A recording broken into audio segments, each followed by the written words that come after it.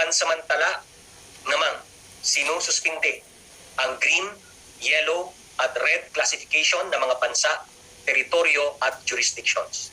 Effective February 1, 2022, the entry, testing, and quarantine protocols for international arriving Filipinos and foreign nationals regardless of country of origin.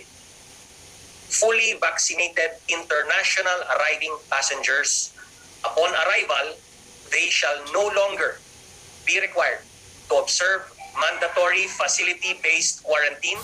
Wow! Good news! Inuulit ko po, upon arrival, they shall no longer be required to observe mandatory facility-based quarantine. Effective February 10,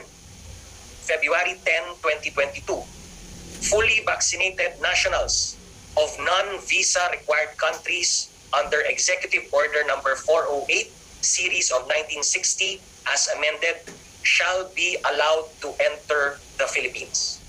Paano naman yung mga nagka-quarantine na as of February 1, 2022? Ang sagot, ang mga individual, international arriving passengers must have the following proofs of vaccination against COVID-19 recognized under existing IATF regulations. OWWA and ROF's news update. If you are new in this channel, please consider subscribing and get updated. Mga kababayan, pansamantala namang sinususpinde ang green, yellow at red classification ng mga bansa, teritoryo at jurisdictions. Ito ay base sa mga rekomendasyon ng Task Force on COVID-19 New Variants at Sub-Technical Working Group on Data Analytics. Effective February 1, 2022, the entry, testing, and quarantine protocols for international arriving Filipinos and foreign nationals allowed entry into the country shall be as follows, regardless of country of origin. Una, fully vaccinated international arriving passengers shall be required to present a negative RT-PCR test taken within 48 hours prior to departure from the country of origin. Upon arrival, they shall no longer be required to observe mandatory facility-based quarantine, but instead shall self-monitor for any sign or symptom for 7 days, with the first day being the date of arrival. They shall also be required to report to the local government unit of destination upon manifestation of symptoms, if any. Inuulit ko po, ito ay para sa mga fully vaccinated international arriving passengers. Second, international arriving passengers must have the following proofs of vaccination against COVID-19 recognized under existing IATF regulations. These include World Health Organization International Certificates of Vaccination and Prophylaxis, VaxCert-PH, or National State Digital Certificate of the foreign government which has accepted VaxCert-PH under a reciprocal arrangement unless otherwise permitted by the IATF. Meanwhile, for the unvaccinated, partially vaccinated, or individuals whose vaccination status cannot be independently validated, they shall be required to present a negative RT-PCR test taken within 48 hours prior to departure from country of origin. They shall also be required to undergo facility-based quarantine until the release of their negative RT-PCR test taken on the 5th day, after which they shall be required to undergo home quarantine until their 14th day, with date of arrival being the first day.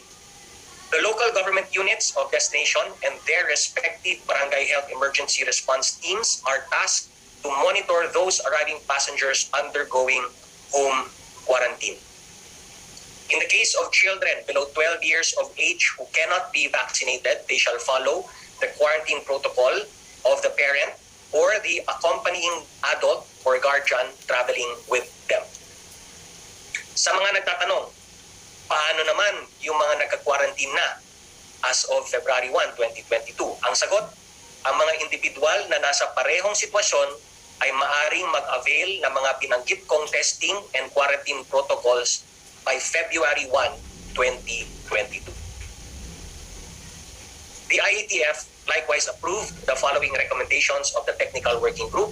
First, effective February 10, 2022, fully vaccinated nationals of non-visa required countries under Executive Order Number 408, Series of 1960, as amended, shall be allowed to enter the Philippines.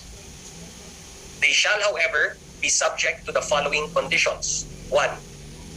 Holders of passports valid for at least 6 months at the time of arrival, and with return or outbound tickets to their country of origin or next country of destination. 2.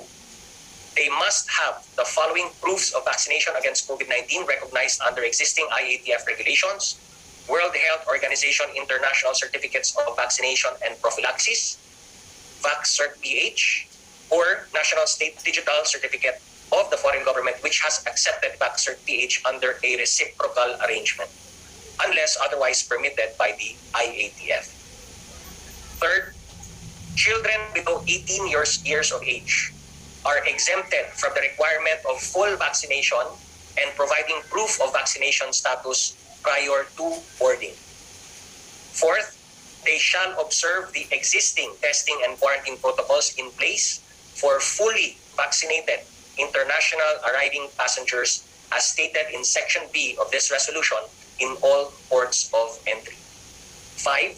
The list of non-visa required countries under Executive Order Number 408 Series of 1960 as amended may be found at dfa.gov.ph/list-of-countries-4-21-a-visa. 6. Fully vaccinated nationals shall not be included in the arrival quota set by the Department of Transportation and its one-stop shop.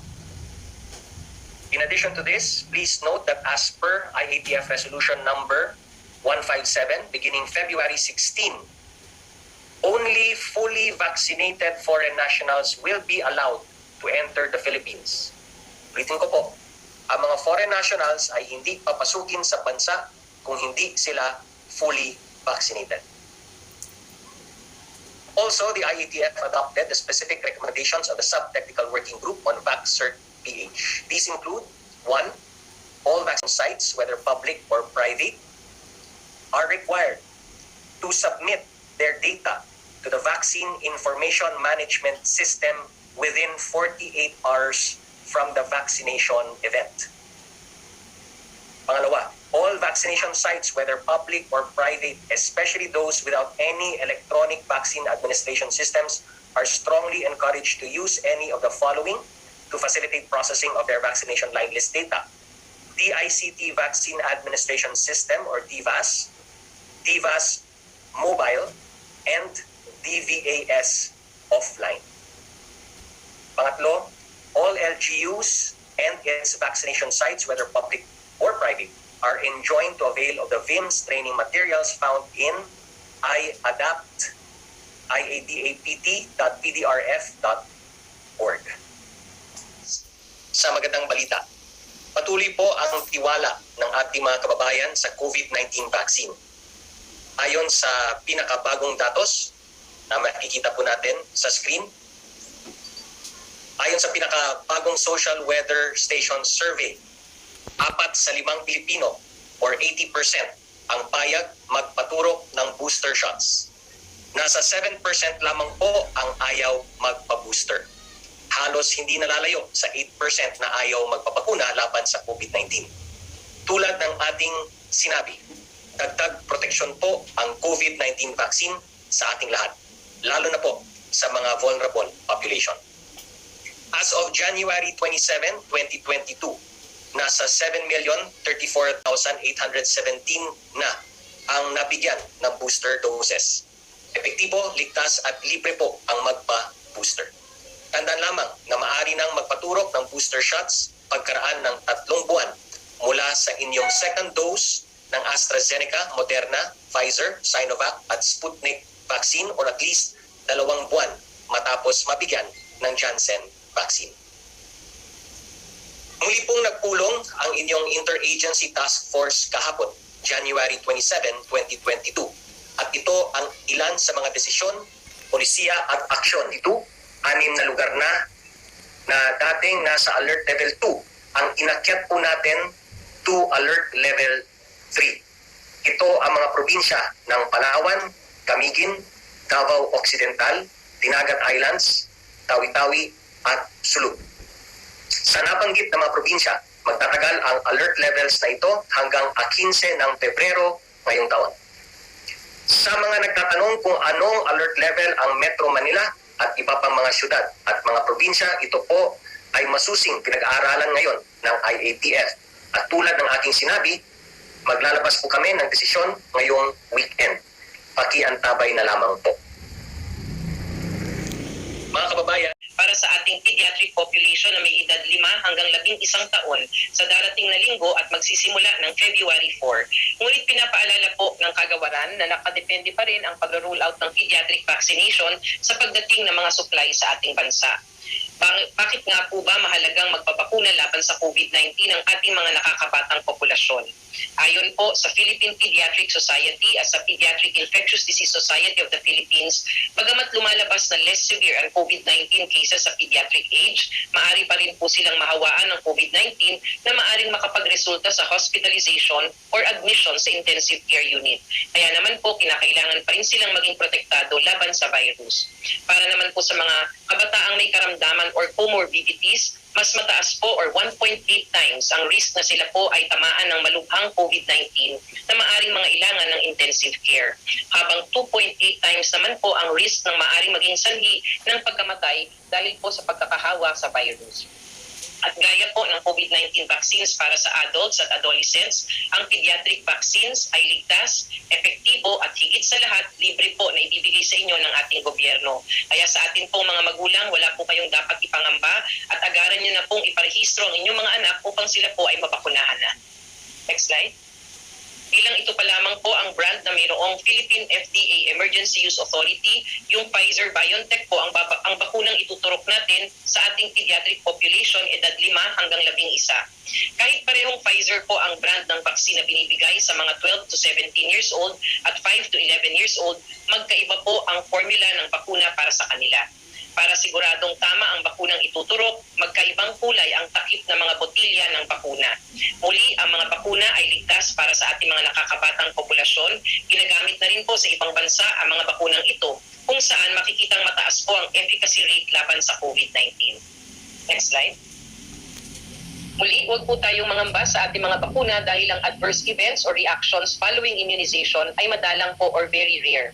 Ngunit kahit na ganun, asahan pa rin natin na magkakaroon ng mild side effects ang ating mga bakuna. Batay sa isang pagsusuring sa United States, ang COVID-19 vaccine para sa 5 to 11 years old ay may 91% efficacy. Lumabas din po sa nasabing pag-aaral na walang malubhang side effect ang COVID-19 vaccine. Ngunit kagaya po ng nabanggit, maaari pa rin pong magkaroon ng minor side effects. At ano po ba ang mga ito? Gaya lang po sa pagbabakuna para sa nakakatanda, maaari pong makaramdam ang ating mga kabataan ng pananakit o pamumula ng injection site, pagkapagod or fatigue, or ang pananakit ng ulo. Ito po ay normal at karaniwang nawawala rin sa loob ng 2 hanggang 3 araw. Muli, pinapaalalahanan po natin ang publiko na bihira lamang po ang mga malalang side effect dahil sa COVID-19 vaccine at kung meron man ay gumagaling din po ang mga kabataang nakakaranas nito.